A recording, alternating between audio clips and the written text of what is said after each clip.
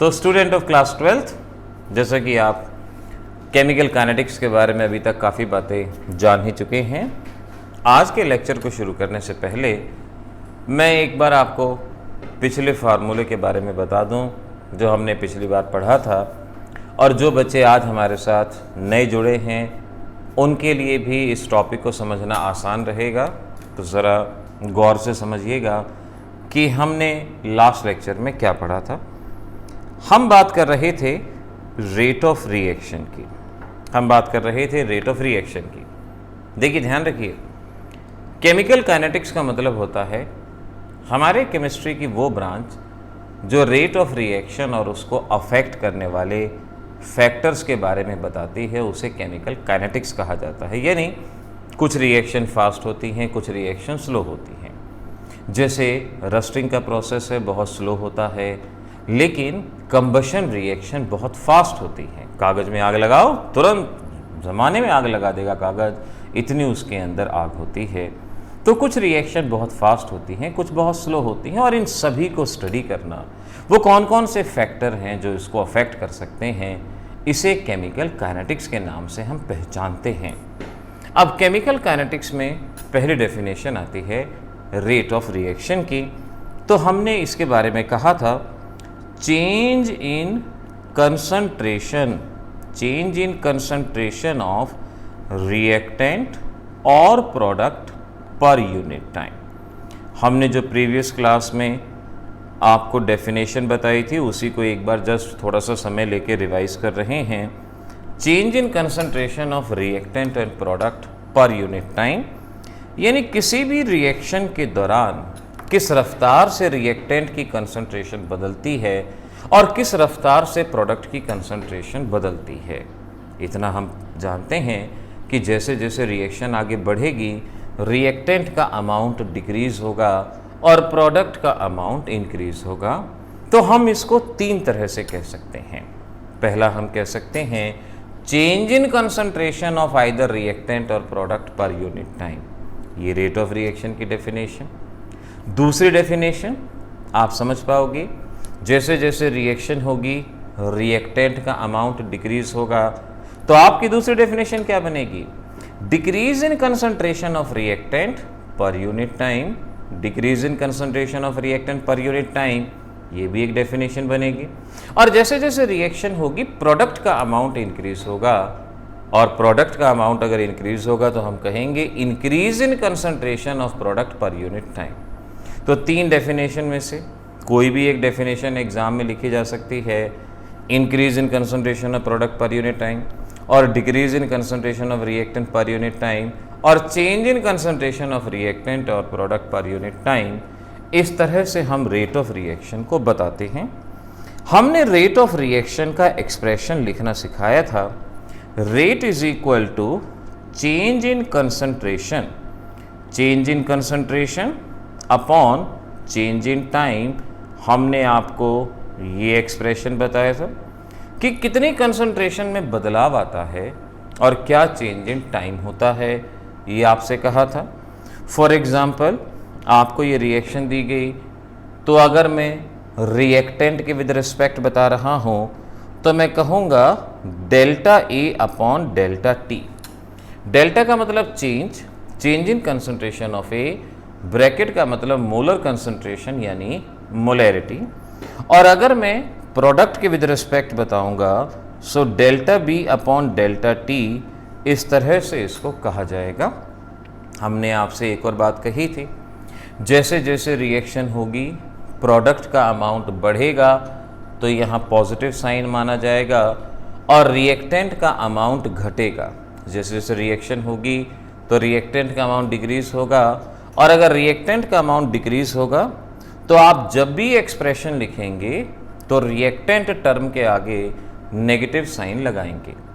आपसे एग्जाम में क्वेश्चन पूछते हैं what is the significance of negative sign, तो आपका जवाब कि नेगेटिव साइन का कोई मैथमेटिकल सिग्निफिकेंस नहीं है, ये सिर्फ और सिर्फ ये रिप्रेजेंट करता है कि रिएक्टेंट की कंसंट्रेशन समय के साथ डिक्रीज होती है।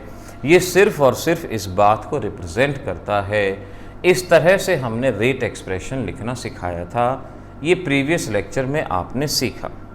अब ज़रा इस बात को ऐसे समझ लो, अगर आप rate of reaction in terms of concentration लिखते हैं, इन टर्म्स ऑफ कंसंट्रेशन, तो क्या एक्सप्रेशन रहा? एक्सप्रेशन रहा rate is equal to change in concentration, change in concentration, या आप इसको चेंज इन कंसंट्रेशन ना लिख के डेल्टा कंसंट्रेशन लिख सकते हैं डिवाइडेड बाय डेल्टा टी। अब कंसंट्रेशन कौन सी बताई थी? मोलैरिटी, और मोलैरिटी की यूनिट क्या होती है? मोल पर लीटर, और ये नीचे टाइम है, टाइम ऊपर चला जाएगा, मोल per litre per time. Time जिस यूनिट में आपको न्यूमेरिकल में दिया जाए उसमें ही लेना है। टाइम अगर पर मिनट दिया गया है तो पर मिनट, पर सेकंड दिया गया है तो पर सेकंड, पर आवर दिया गया है तो पर आवर, जिस भी यूनिट में टाइम दिया गया है वो आपने लेना है।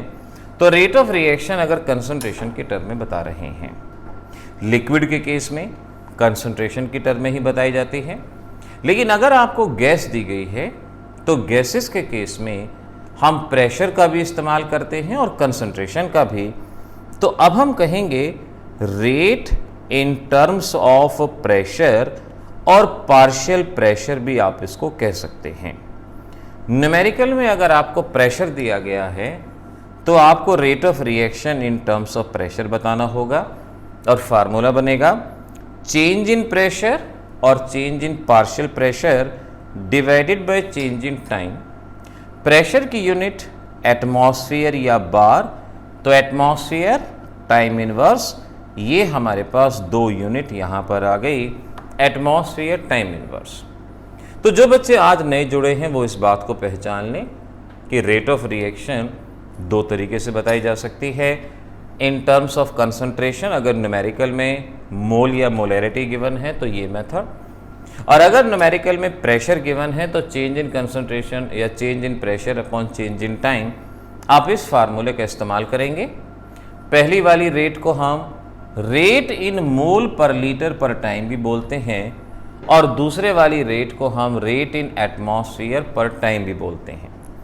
अब यहाँ पर हमने अपना एक खुद का फार्मूला आपको बताया था कि rate in atmosphere per time, यानी हमें इन दोनों के बीच में रिलेशन जानना है। Rate in atmosphere per time is equal to rate in mole per litre per time into RT. ये फार्मूला हमने आपको बताया था, हमने कहा था कि ये फार्मूला डेवलप किया जाता है, डायरेक्ट बुक्स में कई बार नहीं होता। आर की वैल्यू ये आपको याद करने को कहा था 0.0821, और टेम्परेचर हमेशा केल्विन में मानना है, हमेशा केल्विन में लेना है। इस तरह से हमारा ये फार्मूला डेवलप हुआ। अब मैं एक न्यूमेरिकल देता हूँ, आप बच्चे इस न्यूमेरिकल को सॉल्व करने की कोशिश करना मेरे साथ साथ। During a reaction change in pressure, change in pressure is 0.8 atmosphere in 2 minutes. In 2 minutes, find out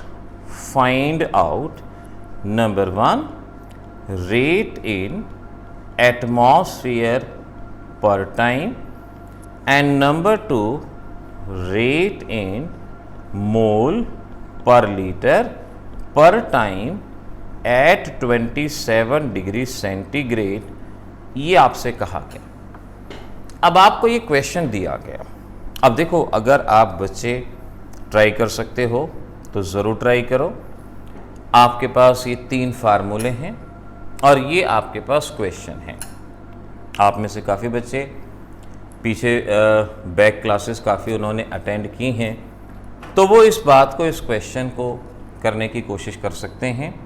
otherwise मैं आपकी हेल्प करूँगा। आपको कहा गया है चेंज इन प्रेशर, यानी प्रेशर गिवन है। अगर प्रेशर गिवन है तो आपको सबसे पहले rate in terms of pressure find out करनी है, क्योंकि आपको rate in mole per litre per time भी बतानी है और rate in atmosphere per time.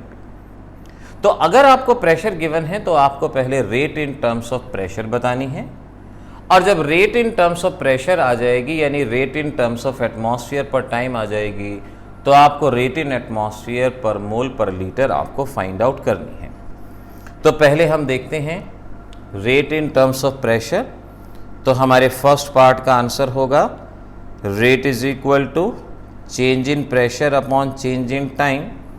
Change in pressure कहा गया कि during a reaction change in pressure is 0.8 atmosphere. तो 0.8 एटमॉस्फेयर प्रेशर चेंज हुआ, 2 मिनट टाइम है 2 मिनट, और जब आप इस चीज़ को सॉल्व करेंगे तो ये आएगा 0.4 एटमॉस्फेयर पर मिनट, क्योंकि टाइम आपको मिनट में गिवन है तो एटमॉस्फेयर पर मिनट। तो ये आ गया पहला पार्ट, रेट इन एटमॉस्फेयर पर मिनट। अब rate in mole per litre per time निकालना है। अब इस फार्मूले का हम इस्तेमाल करेंगे। नाउ हाउ, कैसे यूज करेंगे? Rate in atmosphere per time, rate in atmosphere per time कितनी दी गई है? 0.4 is equal to rate in mole per litre per time. तो ये हम लिख देंगे rate in mole per litre per time लिखेंगे, मल्टीप्लाई बाय आर। आर की वैल्यू 0.0821, टेम्परेचर केल्विन में, डिग्री सेंटीग्रेड में 27 डिग्री दिया गया है, केल्विन में बदलेंगे तो क्या करेंगे? 273 ऐड करेंगे, और 273 ऐड करने के बाद ये टेम्परेचर 300। और इस तरीके से बस अब आप इसको सॉल्व कर लो। Rate in mole per litre per time is equal to 0.4 divided by 0.0821 into 300, और जब हम इसको सॉल्व करते हैं 0.01624 मोल पर लीटर पर मिनट, ये आपके पास जवाब आता है। तो ये क्वेश्चन बुक में अगर इस तरह के क्वेश्चन देखेंगे तो ये बहुत बड़े बड़े क्वेश्चन बना के दे दिए जाते हैं। मैंने अपनी पिछली क्लासेस में भी कहा है कि केमिकल काइनेटिक्स पढ़ते वक्त थ्योरी और न्यूमेरिकल का सॉल्यूशन आपने बुक में से, एनसीईआरटी में से नहीं देखना। एनसीईआरटी में से सिर्फ ग्राफ पढ़ने हैं इसके, और कुछ नहीं करना, क्योंकि वो काफ़ी कॉम्प्लिकेटेड मैनर में दिया गया है। बजाय उसके हम अपने कुछ ट्रिक्स का इस्तेमाल कर लें तो ये न्यूमेरिकल सॉल्व करना हमारे लिए बहुत बहुत ज़्यादा आसान होता है, समझिएगा। स्क्रीनशॉट ले लेना है इसका, क्योंकि अब मैं ऐसा ही एक क्वेश्चन आपको होमवर्क में देने वाला हूँ। लास्ट क्लास में मैंने जो क्वेश्चन होमवर्क में दिए, बहुत सारे बच्चों ने उनको सॉल्व करके भेजा, मैंने उनका रिस्पॉन्स भी किया। ऑलमोस्ट सभी बच्चों के जवाब बिल्कुल सही थे। अब इस क्वेश्चन को भी आप ट्राई करेंगे। नाउ क्वेश्चन है फॉर द रिएक्शन, रिएक्शन दी गई N2O5 N2O4 plus half O2 if initial pressure is 114 mm and after 25 minutes of reaction the total pressure is 133 mm. Calculate the rate of reaction in number 1 atmosphere per time and number 2 mole per liter per time। इस question को आप solve करके बताएंगे। Answer है first part 0.002, second part this is 8.58 into 10⁻⁻⁷। ये आपका जवाब given है। आंसर चेक कर रहा हूँ कि आंसर यही है। Yes, this is 10⁻⁻⁷। ये आपको जवाब दिया गया। अब जैसे मैंने अभी सॉल्व किया उसी तरह से थोड़ा सा दिमाग लगाना, कोशिश करना, अपने बुक की हेल्प लेना और उस न्यूमेरिकल को सॉल्व करके इसका आंसर बताने की कोशिश करना। व्हाट्सएप करेंगे 9416388045 पे। आपको ये जवाब कागज़ पे लिख के उसकी इमेज लेके मेरे पास सेंड करना है। नाउ आगे बढ़ेंगे। Types of rate of reaction. Types of rate of reaction. अभी हमने रेट ऑफ रिएक्शन बताया आपको कि change in concentration of reactant और प्रोडक्ट, इसे रेट ऑफ रिएक्शन कहा जाता है। अब इसकी टाइप ये दो तरह की है। पहली है, इसे इंस्टेंटेनियस रिएक्शन कहा जाता है, इंस्टेंटेनियस रेट कहा जाता है। और दूसरी रेट ऑफ रिएक्शन होती है, इसे एवरेज रेट ऑफ रिएक्शन कहते हैं, एवरेज रेट ऑफ रिएक्शन। तो रेट ऑफ रिएक्शन हमारी दो कैटेगरी के अंदर, इंस्टेंटेनियस रेट और एवरेज रेट। देखो, इंस्टेंटेनियस रेट का मतलब है कि भाई कोई रिएक्शन हो रही है और आपने किसी मोमेंट पे उसकी रेट ऑफ रिएक्शन मेजर कर ली। रिएक्शन को होने में सपोज 10 मिनट का समय लग रहा है, आपने क्या किया, 2 मिनट 10 सेकंड पे उसकी रेट को मेजर किया, फिर आपने 4 मिनट 10 सेकंड पे उसकी रेट को मेजर किया। यानी किसी पर्टिकुलर टाइम इंटरवल पे अगर आप रेट को मेजर कर रहे हैं तो उसको इंस्टेंटेनियस रेट कहा जाएगा। तो शॉर्ट में कह सकता हूं, रेट एट पर्टिकुलर टाइम, किसी पर्टिकुलर टाइम पे अगर आप रेट को मेजर कर रहे हैं। जैसे आप दौड़ रहे हैं और मैं कहीं किसी पर्टिकुलर टाइम पे आपकी वेलोसिटी मेजर कर लेता हूं, तो वो इंस्टेंटेनियस हो गया कि उस पर्टिकुलर मोमेंट पे आपकी क्या रेट थी, उसे इंस्टेंटेनियस रेट कहेंगे। अब सपोज आपने एक बार रेट ऑफ रिएक्शन 2 मिनट पे निकाली, सपोज एक्स आई, एक बार 6 मिनट पे आपने रेट ऑफ रिएक्शन निकाली, सपोज वाई आई, फिर एक बार आपने 8 मिनट पे रेट ऑफ रिएक्शन निकाली, सपोज जेड आई, और फिर आपने इन सभी का क्या किया, इनका एवरेज निकाल लिया, X plus Y plus Z divided by 3, आपने इनका एवरेज निकाल लिया, तो उसे हम एवरेज रेट ऑफ रिएक्शन कहेंगे। So we can say average of various instantaneous reaction. Various instantaneous rate का जो भी एवरेज निकालते हैं उसे हम एवरेज रेट ऑफ रिएक्शन के नाम से पहचानेंगे, ये कहा जाएगा। जैसे स्कूल लेवल पे आपका फिजिक्स का टेस्ट हुआ, केमिस्ट्री का हुआ, मैथमेटिक्स का हुआ।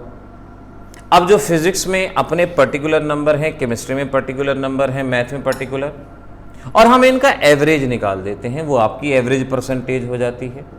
उसी तरह से अलग अलग टाइम इंटरवल पे जब हम रेट ऑफ रिएक्शन को निकालते हैं तो उसे इंस्टेंटेनियस कहते हैं, और अगर हम उसका एवरेज निकाल लेते हैं तो उसे एवरेज रेट ऑफ रिएक्शन कहा जाता है। जनरली इंस्टेंटेनियस रेट को dx बाई dt से रिप्रेजेंट करते हैं और एवरेज रेट को delta x upon delta t से जनरली रिप्रेजेंट किया जाता है। वैसे कोई हार्ड एंड फास्ट रूल नहीं है, लेकिन जनरली dx अपॉन dt और delta x upon delta t, क्योंकि कल को जब आप प्रैक्टिकल में जाएंगे ना तो वाइवा में आपको इस तरह के क्वेश्चन देके उलझाने की कोशिश की जाएगी कि बताओ ये कौन सी रेट है और बताओ वो कौन सी रेट है। अब आप यहाँ पे इन रेट ऑफ रिएक्शंस के बारे में अच्छे से बता सकते हो। अगला question, important mark for school exam, which is preferred, A instantaneous और B average rate of reaction. Instantaneous rate और एवरेज रेट में से किसको प्रेफर किया जाता है, ये आपसे क्वेश्चन पूछा गया कि किसको प्रेफर करेंगे। क्या बता सकते हो? मुझे जल्दी से जल्दी जवाब बता दो। अगर बता सकते हो तो लाइव चैट ऑप्शन में या कमेंट सेक्शन में कहीं भी जवाब बता दो कि इंस्टेंटेनियस और एवरेज रेट में से किसको प्रेफर करेंगे। तो आपका जवाब होगा, हम प्रेफर करेंगे इंस्टेंटेनियस रेट ऑफ रिएक्शन को। देखो बच्चों, सपोज आप फिजिक्स, केमिस्ट्री, मैथ 3 सब्जेक्ट पढ़ते हैं, या बायो, कुछ भी मान लो, आप 3 सब्जेक्ट पढ़ते हैं। ज़रूरी नहीं है कि आप तीनों में इक्वली इंटेलिजेंट हों। हो सकता है आप फिज़िक्स में बहुत अच्छे हों, केमिस्ट्री और मैथ में थोड़ा वीक हों, या केमिस्ट्री में बहुत अच्छे हों, फिज़िक्स और मैथ में थोड़ा वीक हों, या मैथ में बहुत स्ट्रांग हों और केमिस्ट्री में थोड़ा वीक हों। तो अगर मैं आपके एवरेज मार्क्स बताता हूँ, जैसे मैं कहता हूँ कि भाई इस बच्चे के पीसीएम में 90% मार्क्स हैं, तो मुझे मालूम ही नहीं पड़ेगा कि आपकी एक्चुअल वीकनेस कहाँ है, आपकी एक्चुअल स्ट्रेंथ कहाँ है। अगर मैं आपको ये बताऊंगा कि भाई आपके फिज़िक्स में 50% मार्क्स हैं, केमिस्ट्री में 70% मार्क्स हैं, मैथमेटिक्स में 90% मार्क्स हैं, तो मैं अच्छे से समझ सकता हूँ कि फिज़िक्स में आप थोड़ा सा वीक हैं और मैथ में आप थोड़ा सा स्ट्रांग हैं, ये मैं अच्छे से कह सकता हूँ। यानी एवरेज वैल्यू कभी भी हमें एक्चुअल सीन नहीं बताती। एवरेज रेट ऑफ रिएक्शन से कभी भी हमें रिएक्शन के बिहेवियर के बारे में मालूम नहीं पड़ता। हमें रिएक्शन के बिहेवियर के बारे में मालूम पड़ता है इंस्टेंटेनियस रेट ऑफ रिएक्शन से, जहाँ इंस्टेंटेनियस रेट हमें एक्चुअल वैल्यू बताती है और उससे हम रेट ऑफ रिएक्शन और उसके फैक्टर को बहुत अच्छे से बता सकते हैं। तो हम प्रेफर करेंगे हमेशा इंस्टेंटेनियस रेट ऑफ रिएक्शन को, इसे हमेशा प्रेफर किया जाएगा, ये ध्यान रखिएगा। तो इस तरह से ये रेट ऑफ रिएक्शन का पहला टॉपिक हमारा यहाँ पे फिनिश होता है। अब आगे बढ़ते हैं।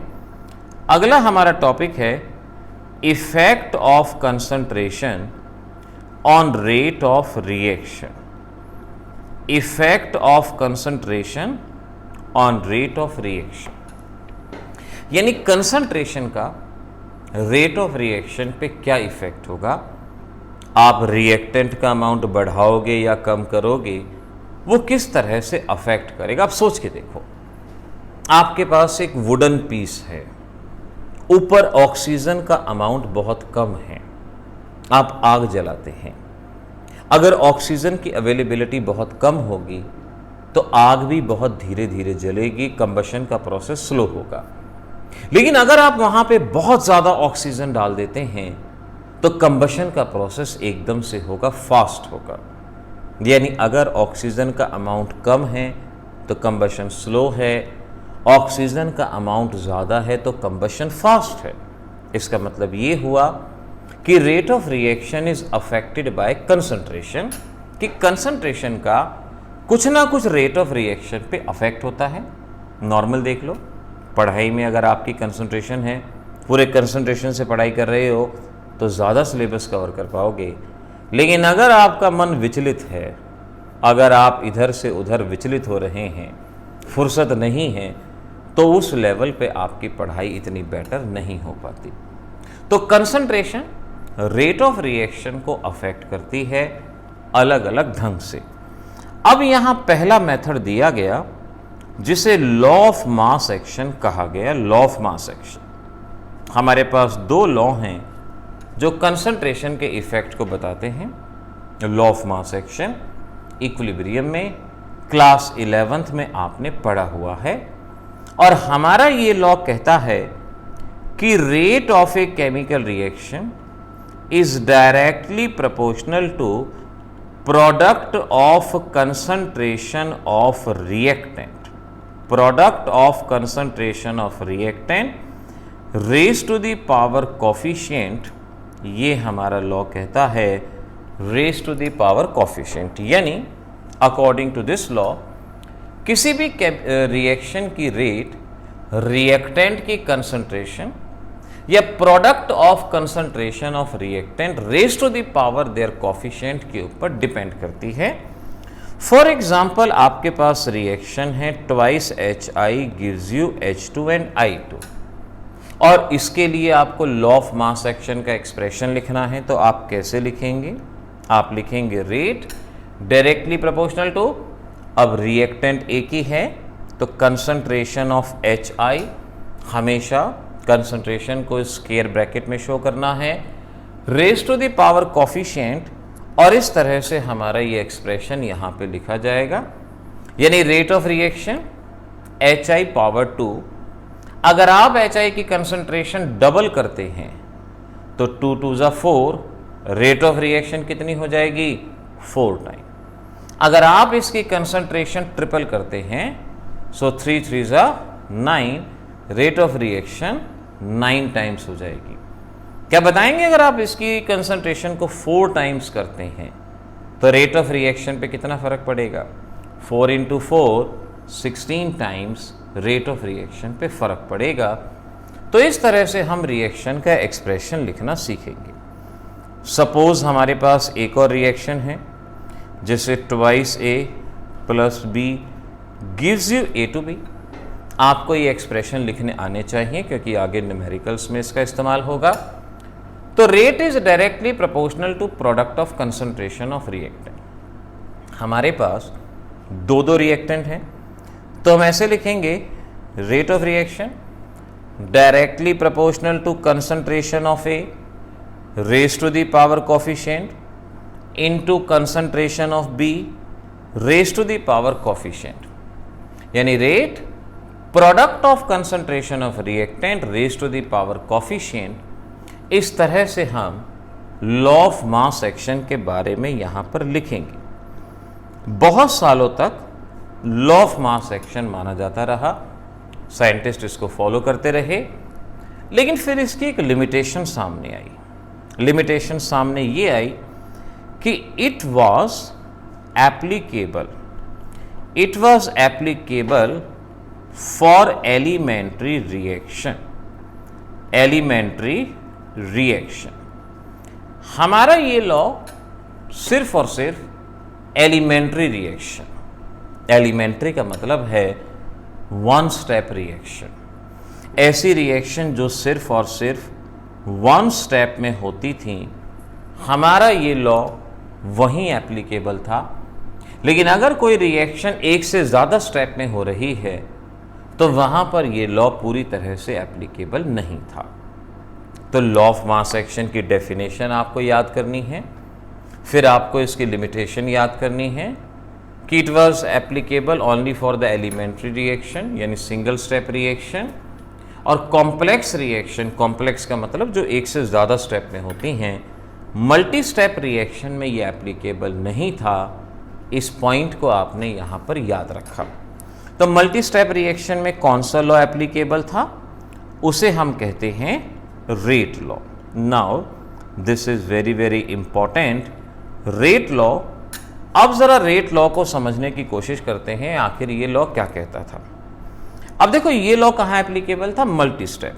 जैसे N2O5 रिएक्ट करता है, NO2 और NO3 देता है, ये एक स्लो स्टेप है। फिर N2O5 दोबारा से NO3 से रिएक्ट करता है, थ्राइस NO2 और O2 देता है, ये है फास्ट स्टेप, ये धीरे धीरे होता है, ये फास्ट है। NO3 से NO3 कैंसल आउट, और इस तरह से हम अपनी बैलेंस्ड इक्वेशन को यहाँ पर बना सकते हैं। यानी ये रिएक्शन एक कॉम्प्लेक्स रिएक्शन है, एक मल्टी स्टेप रिएक्शन है जो एक से ज़्यादा स्टेप में होती है। ये हमारी इस तरह की रिएक्शन। अब ऐसी रिएक्शन के लिए रेट लॉ देखो क्या कहता है। रेट लॉ क्या कहता है? रेट लॉ ये कहता है कि rate of reaction is directly proportional to product of concentration of reactant present in slowest step raise to the power coefficient बहुत ध्यान से, आराम से समझो, ध्यान से समझो कि हमारा रेट लॉ ओवरऑल रिएक्शन पे कॉन्सेंट्रेट नहीं करता। रेट लॉ ये कहता है कि slowest step is the rate determining step. अब यहां पर एक नया शब्द इंट्रोड्यूस हो गया, which step is the rate determining step? Slowest step is the rate determining step. अब आप में से कुछ बच्चे कंफ्यूज हो सकते हैं कि भाई slowest step rate determining step कैसे हुआ। सोचो, आप में से दो बच्चों की एक टीम बना दी गई और उन्हें कहा कि उन्हें दौड़ना है, और जब दोनों के दोनों एंड पॉइंट पे पहुंच जाएंगे तब उस टीम का टास्क खत्म हुआ माना जाएगा। उनमें से एक बच्चा बहुत तेजी से भागता है और एंड पॉइंट पे पहुंच जाता है। क्या टास्क खत्म हुआ माना जाएगा? नहीं, टास्क तब खत्म हुआ माना जाएगा जब दोनों ही बच्चे एंड पॉइंट पे पहुंच जाएंगे। जो बच्चा फास्ट एंड पॉइंट पे पहुंच गया, वो कितने भी फास्ट पहुंच जाए, टास्क खत्म हुआ नहीं माना जाएगा जब तक धीरे धीरे आने वाला बच्चा एंड पॉइंट पे नहीं पहुंच जाता, तब तक टास्क खत्म हुआ नहीं माना जाएगा। फास्ट स्टेप कितना ही जल्दी हो जाए कोई फर्क नहीं, जब तक स्लोएस्ट स्टेप पूरा नहीं होगा रिएक्शन पूरी नहीं होगी, रिएक्शन पूरी नहीं मानी जाएगी। तभी हम ये कहते हैं कि slowest step is the rate determining step. इसे रेट डिटरमाइनिंग स्टेप कहा जाता है और रेट ऑफ रिएक्शन इस स्लोएस्ट स्टेप पे ही डिपेंड करती है। तो रेट लॉ सिर्फ और सिर्फ स्लोएस्ट स्टेप को कंसिडर करता है और रेट लॉ ये कहता है कि rate of a reaction is directly proportional to product of concentration of reactant present in slowest step raise to the power coefficient. अब जरा एक्सप्रेशन लिखने की कोशिश करें, स्लो और फास्ट। हमें सिर्फ स्लो स्टेप पे ध्यान देना है, तो हम कहेंगे rate is directly proportional to concentration of slowest step. अब स्लोएस्ट स्टेप में रिएक्टेंट क्या है? सिर्फ और सिर्फ N2O5 raise to the power coefficient, और यहां कोफिशिएंट कितना है? 1। तो हमारे इस रिएक्शन की रेट ऑफ रिएक्शन हो जाएगी the rate directly proportional to N2O5 power 1। इस तरह से हम इसकी रेट ऑफ रिएक्शन को यहां पर बता सकते हैं, ये बनेगा। ऐसे ही सपोज देखो, अगर आपसे कह दिया जाता कि भाई आपके पास रिएक्शन है, A gives you B, C gives you B gives you C, B gives you C and this is slow, C gives you D and this is fast, और ये ओवरऑल रिएक्शन हमारे पास बनेगी, that is A gives you D, ये overall reaction.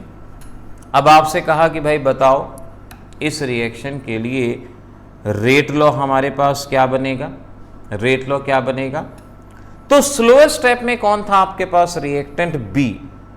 तो rate is directly proportional to concentration of B raise to the power coefficient. इस तरह से slowest step का आपने इस्तेमाल करना है। इसमें अभी और भी चेंजेस आएंगे, जैसे यहां हम देख रहे हैं B से B हमने कैंसिल आउट कर दिया, तो हम उसमें कुछ और भी बदलाव लेके आएंगे। लेकिन अभी हमारा इस रिएक्शन को सिखाने का मकसद यही है कि आप समझ जाओ कि कितने भी स्टेप दिए जाएं, रेट ऑफ रिएक्शन हमेशा स्लोएस्ट स्टेप पे डिपेंड करती है और उसके विद रिस्पेक्ट ही हमेशा रेट ऑफ रिएक्शन को लिखा जाता है। तो यहाँ पर अब हम इस तरह से लिख सकते हैं, rate is directly proportional to concentration power n, और ये आपको ध्यान रखना है कि ये सिर्फ और सिर्फ स्लोएस्ट स्टेप के ऊपर डिपेंड करता है, कंसंट्रेशन पावर n। प्रोपोर्शनैलिटी का साइन हम हटाएंगे तो हम लिख सकते हैं rate is equal to k concentration power n, इस तरह से इसको लिखा जाएगा। ना यहाँ पर कांस्टेंट ऑफ प्रोपोर्शनैलिटी k आ गया। इस k के हमारे पास कई नाम हैं, इसे हम रेट कांस्टेंट के नाम से पहचानते हैं, इसे वेलोसिटी कांस्टेंट के नाम से भी पहचाना जाएगा, वेलोसिटी कांस्टेंट, और इसी k को एक और नाम specific reaction rate, specific reaction rate के नाम से भी पहचाना जाएगा। तीनों नाम याद रखने हैं, इंपॉर्टेंट है थर्ड, स्पेसिफिक रिएक्शन रेट। तो rate of reaction is something different, that is change in concentration of reactant and product. लेकिन स्पेसिफिक रिएक्शन रेट क्या हो गया? k is the specific reaction rate, एक कांस्टेंट है। इस पॉइंट को यहां से समझना। अगर मैं कहता हूं कि कंसंट्रेशन 1 मोलर है, कंसंट्रेशन 1 मोलर, कंसंट्रेशन को अगर मैंने 1 मोलर मान लिया तो rate is equal to k, ये एक्सप्रेशन बनेगा, rate is equal to k। और अब अगर मुझे k को डिफाइन करना हो तो k की डेफिनेशन क्या बनेगी? देख लो, it may be defined as rate of the reaction when concentration of the reactant is 1 molar. So now I can say, आप भी डेफिनेशन लिख लेना, specific reaction rate may be defined as rate of the reaction when concentration of reactant is unity और 1 molar, इसे specific reaction rate कहा जाएगा। ऐसे इसको बताएंगे। तो स्पेसिफिक रिएक्शन रेट की डेफिनेशन अलग। एग्जाम में क्वेश्चन आता है what is the difference between rate of reaction and specific rate. इस चैप्टर में 3 डिफरेंसेस पूछे जाते हैं। एक रेट ऑफ रिएक्शन और स्पेसिफिक रेट, ये पहला डिफरेंस है। एक फोटोसेंसिटाइजर और कैटालिस्ट में क्या डिफरेंस होता है, और एक ऑर्डर ऑफ रिएक्शन और मॉलिक्यूलरिटी में क्या डिफरेंस होता है। इन 3 में से एक डिफरेंस आपसे पूछा जा सकता है। तो यहां से क्वेश्चन लिख लेना, right the difference between rate of the reaction and specific reaction rate. आपको इन दोनों में डिफरेंस बताना है। एक इंपॉर्टेंट क्वेश्चन है, दोनों की डेफिनेशन लिख लीजिएगा, बात बन जाएगी। आगे है यूनिट्स ऑफ के, यानी रेट कांस्टेंट और स्पेसिफिक रिएक्शन रेट की क्या यूनिट है, डायरेक्ट याद करना। मोल 1 - n, litre n-1, time inverse, इस तरह से। मोल 1 - n, litre n-1, time inverse. Now n क्या है? अभी मैंने बताया कि रेट इज इक्वल टू के concentration power n। Now n coefficient जो वहां पे प्रेजेंट है, n इज द कॉफिशिएंट। तो n हमारे पास कॉफिशिएंट है, और यहां पर इसके लिए एक नया नाम इस्तेमाल किया जाता है। इसे ऑर्डर ऑफ रिएक्शन के नाम से भी पहचानते हैं। इसे ऑर्डर ऑफ रिएक्शन कहा जाता है। ऑर्डर ऑफ रिएक्शन के बारे में अगली क्लास में हम ज़्यादा से ज़्यादा जानेंगे, लेकिन फिलहाल हम ये जान लें कि ऑर्डर ऑफ रिएक्शन नाम की कुछ चीज़ होती है। ये पावर n है, इसे ऑर्डर ऑफ रिएक्शन कहते हैं। शॉर्ट में कह सकते हैं sum of the concentration term या sum of the coefficient is called as order of reaction. यहां तो एक कंसंट्रेशन टर्म दी गई है, अगर एक से ज्यादा कंसंट्रेशन टर्म होंगी तो उनकी पावर के सम, मैं यहां लिख देता हूं सम ऑफ द पावर, इसे ऑर्डर ऑफ रिएक्शन यहां पर हम कहेंगे। मैंने कहा कि डिटेल्ड हम इसमें नेक्स्ट क्लास में जाएंगे, लेकिन फिलहाल यहां पर हम इसको अच्छे से पहचान लें। नाउ फॉर द रिएक्शन, अब आपको एक रिएक्शन दी गई, twice a + b gives you a to b, ये आपको दी गई, और आपसे कहा गया find out number 1 rate law expression बताना है। नंबर 2 ऑर्डर बताना है। नंबर 3 यूनिट ऑफ के बतानी है। रेट लॉ बताना है क्या होगा, ऑर्डर बताना है क्या होगा, और यूनिट ऑफ के बतानी है। क्योंकि ये रिएक्शन सिर्फ एक ही स्टेप में हो रही है, तो यही स्लो स्टेप है, यही फास्ट है, जो कुछ है यही है। तो आप इसके बेसिस पे लिखोगे रेट लॉ, जो क्या कहता था, rate is equal to k product of concentration of reactant, यानी a raise to the power coefficient and b raise to the power coefficient, यानी जो भी रिएक्टेंट दिए गए हैं उनकी कंसंट्रेशन का product raise to the power coefficient, ये हमारा रेट लॉ बनेगा। ये rate law. Order of reaction, order के बारे में मैंने कहा कि sum of the powers, power का सम कर लो। ऑर्डर आपके पास कितना बनेगा, 2 + 1 दैट इज 3, इसका ऑर्डर 3 बनेगा। यूनिट ऑफ के की यूनिट क्या होगी? अब के की यूनिट मैंने अभी बताई आपको, मोल 1 - n, litre n-1, time inverse. आपके पास n क्या बताया था मैंने, ऑर्डर, n कितना है 3, तो मोल 1 - 3, सो आई कैन से मोल 1 - 3, लीटर 3-1, टाइम इनवर्स। और जब हम इसको सॉल्व कर लेंगे तो ये क्या बनेगा, मोल -2, litre 2, time inverse. Positive value को पहले लिखते हैं, litre square mole -2 time inverse. इस तरह से हम यहाँ पर इस रिएक्शन के लिए rate law, order, unit of के, ये हम यहाँ पर बताएंगे। ऐसे इसकी रिएक्शन को यहाँ पर लिखा जाएगा। तो आपको ये रेट लॉ, और उससे कंसर्न बातें ये लिखनी आनी चाहिए। होमवर्क के अंदर आपने इस क्वेश्चन को करके दिखाना है। मैं आपको क्वेश्चन देता हूँ, बहुत ध्यान से इस क्वेश्चन को सॉल्व करने की कोशिश करना, देखना आपका जवाब क्या बनता है। Let's see.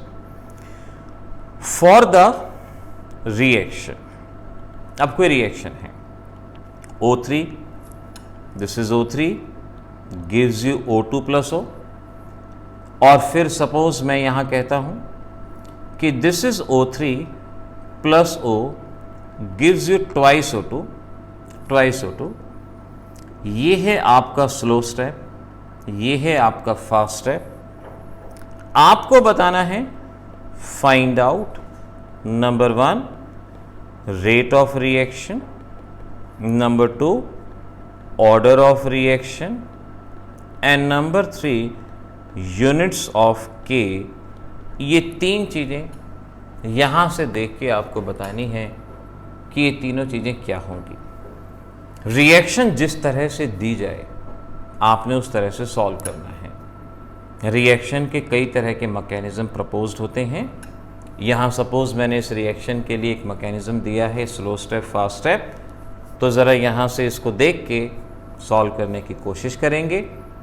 अगली क्लास के अंदर हम इसका सॉल्यूशन भी बताएंगे, लेकिन हम ये चाहेंगे कि आप इसको पेज पे सॉल्व करके हमारे पास व्हाट्सएप करें, जिससे मालूम पड़े कि आप होमवर्क सही ढंग से कर रहे हैं या नहीं कर रहे। इसको सॉल्व करके भेजने की कोशिश कीजिएगा। मिलेंगे अगली क्लास के अंदर, तब तक के लिए ऑल द बेस्ट।